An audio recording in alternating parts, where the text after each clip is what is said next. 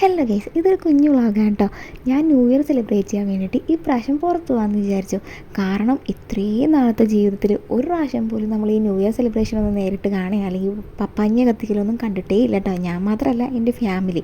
അപ്പോൾ അതുകൊണ്ട് തന്നെ നമ്മൾ ഇപ്രാവശ്യം പോകാമെന്ന് വിചാരിച്ചു. ഇത്രയും കാലം ഞാൻ വിചാരിച്ചൊരു കാര്യമുണ്ട്.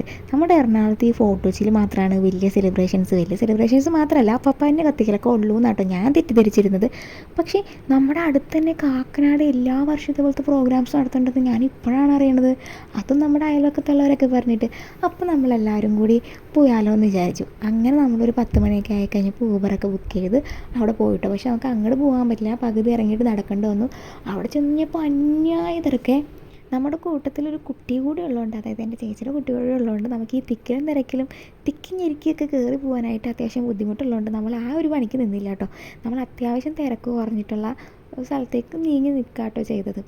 അത് കഴിഞ്ഞിട്ട് ഭയങ്കര വെയിറ്റിംഗ് ആയിരുന്നു. അതായത് നമുക്കിത് കാണാനുള്ളൊരു എക്സൈറ്റ്മെൻറ്റ്.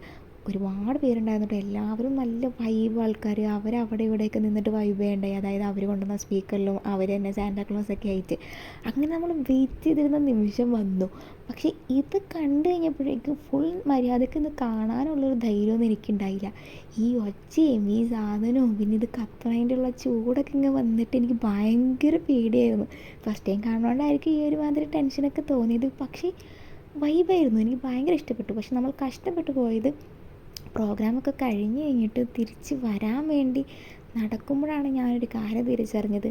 എൻ്റെ ദൈവമേ, ഇത്ര ആൾക്കാർ ഈ പരിപാടിക്ക് വന്നിട്ടുണ്ടായിരുന്നോ?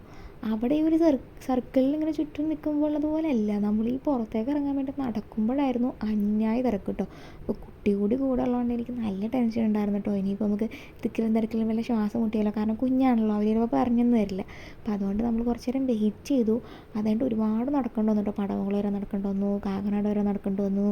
അതൊക്കെ ശേഷമാണ് ഊബർ വരെ നമുക്ക് കിട്ടിയത്. അങ്ങനെ നമ്മൾ ഹാപ്പി ആയിട്ട് വീട്ടിലെത്തി. ഹാപ്പി ആയിട്ടെന്ന് പറയാൻ പറ്റില്ല, കുറച്ചധികം ക്ഷീണിച്ചെങ്കിലും ലൈഫിൽ മറക്കാൻ പറ്റാത്ത നല്ലൊരു ഓർമ്മയായിരുന്നു കേട്ടോ. അതായത് ഫസ്റ്റ് ടൈം കാണുന്നതാണല്ലോ, അതിൻ്റെ ഒരു സന്തോഷമൊക്കെ ഉണ്ടായിരുന്നു കേട്ടോ. അതും ഫാമിലി ആയിട്ട് കുറച്ച് വീഡിയോസൊക്കെ എടുക്കാൻ പറ്റുള്ളൂ. അതുകൊണ്ടാട്ടോ ഞാൻ കൂടുതലും വോയിസ് ഓവർ ചെയ്തത്. കുറച്ച് ക്ലിപ്സ് മാത്രമാണ് ഇവിടെ ആഡ് ചെയ്തിട്ടുള്ളൂ.